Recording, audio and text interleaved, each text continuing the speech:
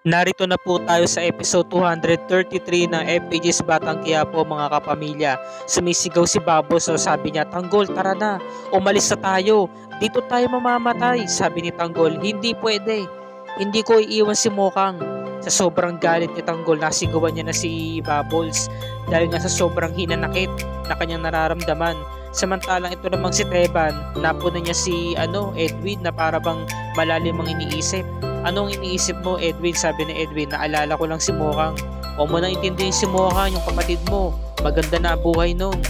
Samantala ito namang si Ramon, nadaanan nila yung kinaroroonan ni Nababol sa Tanggol. Nakita niya na meron dugo. Kaya nung umupo siya para hawakan at kumpirmahin kung dugo nga, nalaman niya na dugo nga ito. So napaisip siya kung kanino yun. Samantalang si Olga nakabalik na nga ng mansyon at binigyan niya ng babala o paalala si Paquito saka si Diego na walang makakaalam kahit kanino na sila'y umalis. Diba? At kararating lang nila sa mansyon. Sabi nung dalawa, "Masusunod po, madam, umalis na sila." Ngayon ito namang si Olga nagsasalita mag-isa, sabi niya, "Anong pakaramdam, Tanggol, nang mamatayan ka ng pinakamamahal mo sa buhay? Isa na lamang ang pinoproblema ko ngayon. Walang iba kundi ikaw, Tanggol. Hayaan mo. Lahat ng bala na nandirito sa baril ko ay nakalaan para sa'yo. Dahil meron pa akong natitirang bala dito at ubusin ko tong lahat para sa'yo. Papatayin kita." Sabi ni Olga, no? Hindi pa rin niya talaga tatantanan si Tanggol. Samantalang nakabalik na nga si Ramon pati ang mga tauhan niya sa mansyon at talaga nga napayuko na lamang, no, sa gitna. Ngayon dumating na si Olga saka ang papa niya si Don Julio. "Kamusta, Ramon? Nakita mo na ba si Monique kasama yung peking Tanggol, si David?" Sabi ni Ramon, "Hindi. Tinangay siya nung lalaking kumuha sa kanya. At meron akong nakitang dugo doon sa pinangyarihan ng paglalaban namin. Hindi ko tuloy mawari kung kay Monique ba yun. Hindi ako titigil, kailangan mahanap ko siya." Sabi ni Don Julio. "Hindi po pwede, Ramon. Hayaan mo na siya. Pabayaan mo na siya. Ang kinakailangan natin problemahin ngayon ay ang makalipat agad tayo ng tahanan sa lalong madaling panahon." Sabi ni Olga, "Papa, asikasuhin ko na yung mga gamit natin para makalipat agad tayo." Kinausap si Paquito saka si Diego. "Pakisabi sa mga tauhan natin, maghanda at aalis na tayo." "Opya, madam." Ngayon nakita siya ni David nakatingin sa kanya. Kaya naman sinundan ni David si Olga para makibalita kasi alam ni David na umalis si Olga eh. "Kamusta?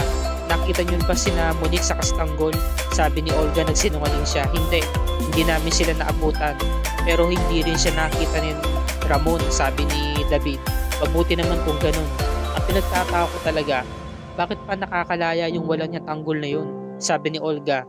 "Yan din ang hindi ko alam. Kaya iimbestigahan ko, wag ka mag-alala. Tatawag ako doon sa kakilala ko." Dumating na si Paquito saka si Diego. "Madam, nakahanda na ho tayo para umalis." Sabi ni Olga, David, lilipat lang tayo ng bahay. Pero ipapakiusap ko sa'yo, sana hindi ka magbago. Ngayon namomroblema ngayon si Ramon dahil sa pagkawala ni Monique.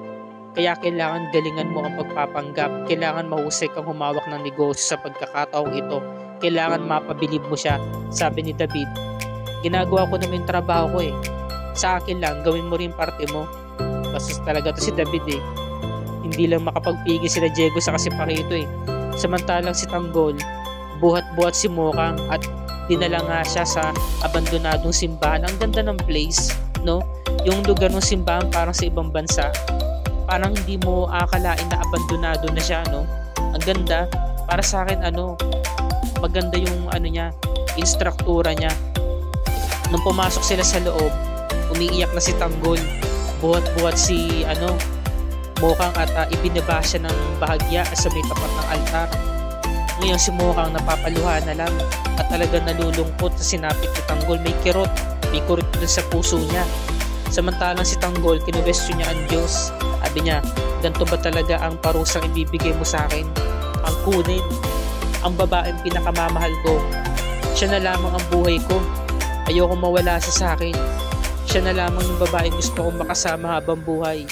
Pero ganto ba talaga ang parusang ibinigay mo sa akin dahil sa mga kasalanan na gawa ko? Ito ba talaga para pagbayaran ko ang lahat ng mga kasalanang ginawa ko?" Kinwestiyon niya ang Diyos, 'di ba? Nagtanong siya habang siya nanginginig siya sa galit. Talagang punong-puno siya ng poot, sama ng loob, lungkot. Talagang yung pighati, ramdam mo, saka yung pangungulila. Sabi ni Bubbles, Tanggol, anong plano mo ngayon? Hindi naman natin pwedeng dalhin si Mokang sa hospital. Baka ma-question pa tayo ng mga tao doon, pati mga pulis. Iimbestigahan yan, mananagot tayo. Samantala sabi ni Tanggol, ililibing ko si Mokang. Sa gilid ng simbahan, nagukay siya. At inilibing nga niya si Mokang, inihiga niya na dito. Habang umiiyak si Tanggol, talagang naghihinagpis siya. At ito namang si Bubbles, napaluhan na rin. At nakita ni Tanggol na dala-dala pa rin pala ni Mokang yung tuyot na sampagita. Nag-flashback sa kanya yung mga alaala nila ni Mokang. Sabi niya, ano ba yan? Ang dami bibigay na bulaklak. Bakit sampagita pa? Naalala niya yung araw na yun. Tapos, wala na. Inalikan niya si Mokang sa huling hantungan. Diba? Ito na pala yung huling halik niya kay Mokang. Samantala, pinala niya na ang lupa para matabunan na ito. At dito na po nagtatapos ang ating review and recap para sa gabing ito, mga kapamilya. Ang susunod na episode ngayong darating na Lunes, episode 334, balik preso muli sina Tanggol sa si Bubbles. Yan ang ating pakatutukan. Kaya dito na po nagtatapos ang ating review and recap para sa gabing ito.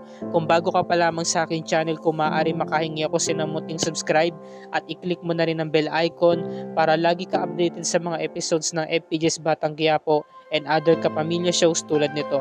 Happy weekends mga kapamilya, magandang gabi, Happy New Year, and God bless us all.